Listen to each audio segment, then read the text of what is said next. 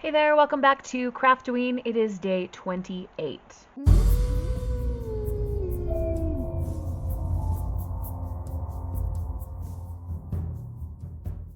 Let's see who we get in our Nightmare Before Christmas calendar this time. Oh my gosh. Is this Shock? Those three trick-or-treaters, sometimes I get them confused, but I'm pretty sure the girl is Shock. Some of you might be wondering if I'm going to open the rest of the characters after I run out of Craftoween days, and the answer is yes, there will be a time when we open all of those. Let's get into our rolls. It's getting harder and harder for me to get a roll using that big dice, so what I've done is renumbered some things. So if you see a blue number out to the side, that's its new number. I'm down to 6 things left on this page and 7 things left on this one, so I've got an 8-sided dice, and hopefully that will make it a little bit easier and quicker to get our prompts for each day. So let's go ahead with roll number 1, 5, and that is werewolves. And roll number 2, also 5. Tim Holtz Paper Doll. I've got my creepy journal open, and I have this lady right here. If you saw the day that we did the Monster Mash, she should look familiar. She comes from that same kit that we got those characters from. And I just enlarged her a little bit. My thought was to have the werewolf on this page be female, and the paper doll that we end up using to be male. So in the process of doing that, I was clicking around looking for like quotes about werewolves or different things, and there is an author named Amy Easterling, and she has a website, and she was sharing some of the most highlighted quotes in her books, the ones that she's written, and apparently her books, I don't know if all of them are about werewolves, but there's one called Half Wolf that seems to be, and there was this quote in there that I liked, so we'll probably be adding that here in a little bit. So we've got her all inked up with black soot, and I want her to be on this side because she's looking that way. Do I want her looking upward? Her eyes seem to be going upwards, so should I put her below or should I put her up high? Or in the middle? Okay, that's something to think about. Let's set this to the side for a minute. In terms of Tim Holtz paper dolls, I have a few different packs, but the one that I grabbed are these mini ones. They're teeny tiny. And I don't know if we'll find our right one here or if I'll need to go find one of my other packs, but I thought, you know what? I haven't used the teeny tiny ones at all, so there's no sense in them just sitting around on my shelf waiting to be used. What I'm looking for is just one young man, probably teenager, early 20s looking age. And I don't care whether he's sitting or standing. Those two might be good candidates. I'm not getting super excited about what I'm seeing here. Let me see what other packs of paper dolls I have. Alright, I found one. It took a while. I had to dig through some stuff in the craft room, but I found one. This is a young man of about the right age I was thinking of, and he's going to be on this page. She's going to be on this page, and we'll have that quote somewhere, which, did I read it to you already? It says, "I joined your pack, I led your hunts, I kissed you because I loved you." It's not like the deepest, most haunting, memorable quote I'm going to ever encounter, but it fits with what I'm trying to do on this page. So I really feel like she needs to be a little bit up high and toward the corner here. I don't know why. Sometimes you just have to go with your gut instinct. Or do I want her in the middle? Here, here, here, here. Maybe in the middle would be better. So I think we'll have the quote down here, and then our young man is going to be over here. And I'd like to do a little bit of collaging or something. I grabbed a pile of ephemera pieces. We'll kind of flip through these, see if there's anything that looks good. I have some more items in my Halloween junk journal boxes as well, so I might dig through there if we don't find anything here. I found this circular thing we could cut a piece, but we'd have to like cut just a quarter of it, and I'd hate to like do that. What if we take an old envelope, we cut down a piece of that, and that's kind of what he's resting his hand on. If you're wondering, this envelope is from 1955. That's what like the postmark gives for the date. That wants to flop out, so we're going to glue that piece as well. Make sure this is glued down, and then we'll put it all down on the paper. I could turn this into a tiny little pocket, but no. Don't know why, just not feeling it.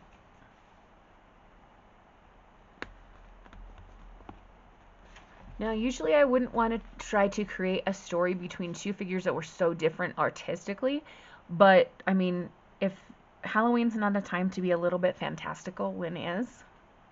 So we're going with these two. I would like to create a little bit of just ground or something for him to be standing on. So I'm going to take my black distressed crayon, and I'm just going to add some color underneath, just along the bottom of the envelope and underneath and the bottom of his shoes, and that area where he's standing. And then, as Louisa would say, we're going to use our finger tool to blend. Really just smushing this so that the wax spreads out. There we go. I just don't like it to have like paper dolls standing on nothing. So I also think I want to do just a little bit of that, not all the way around our wolf girl, but maybe just like this, just a little bit here. Now you can blend this with a brush, something other than your finger, a Q-tip even, but I find my finger works just as well. Now I would like to add this quote. Now I will say I have not read this book by Amy Easterling. I have not read anything by her, but I do really like the quote, so maybe this will lead me to reading the quote. It's available on Kindle, and I have Kindle Unlimited, so hopefully it's one of the ones that qualifies for Kindle Unlimited. Why is it, by the way, that every time I think of a book and I think, oh, I could probably read that on Kindle, I go to search for it, and it's one you have to buy in addition to your unlimited thing. I don't know. It's all a money grab. Anyway, how do we want to do the quote? Do we want it here? Do we want it here? Do we want it here? Do we want it stamped? Do we want it punched out? I like the idea of stamping it, and I do like using my 12-digit roller stamp. So what actually I would really like is to stamp it on this washi tape. It's a grid washi tape, and I absolutely love it. So let's do that. I am going to once again move the journal out of the way. This will take a bit of concentration, and it will also take a few minutes. So enjoy while I fast forward through this for you, so that you don't have to, one, see me struggle, and two, hear me swear.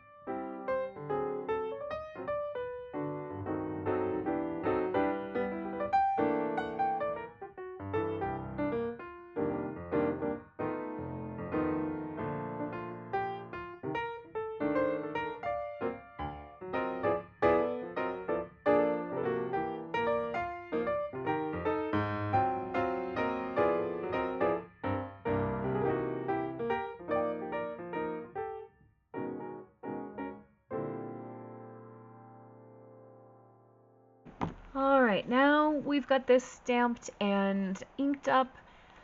I need to decide where it goes. That, I feel like, is covering too much of him. This is a possibility. This I like best. So, we're going to do this. Because it is washi tape, now that it's in place, I'm just going to peel up the ends and give it a little bit of a glue. Because you never know with washi tape how long it's actually going to hold on. And that'll be enough to keep it in its spot. Or it should be anyway. Okay. Do we need something here? Now I kind of wish she was more in the middle. I do have my black texture paste right here. I could do some kind of stenciling, maybe. Are we going to get into over decorating though? I just feel like it's not done yet. I'm going to take a brain break and see if I can think of something, and then I'll come back to you. Well, I said I was going to go take a brain break, and then I pushed play on the movie I've been watching, and it came to me. See if you can guess what the movie it is that I have been watching today. Harry Potter and the Prisoner of Azkaban. I'm not kidding you. I pushed play, and Snape walked into the Defense Against the Dark Arts classroom and said, "Open your books to page 394. It's a sign! So I grabbed my number stamps, and we're going to emboss these in black and put them down here. Yeah, it had to be done. Silly, I know. But sometimes the universe sends you signs. Louisa, if she were watching, she would be like, yeah, that's not a coincidence. So we'll use the embossing dabber and stamp these down. I'm going to try to do them all in one go with the embossing powder.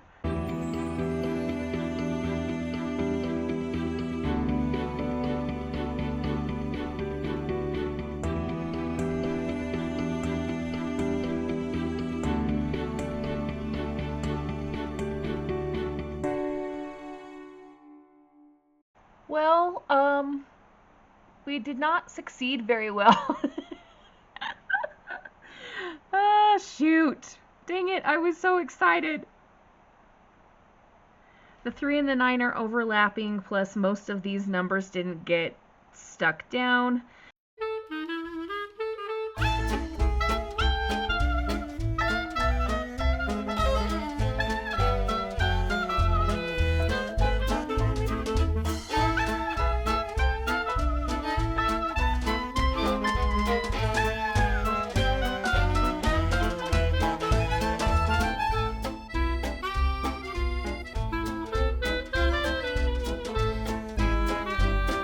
Okay, what do we think?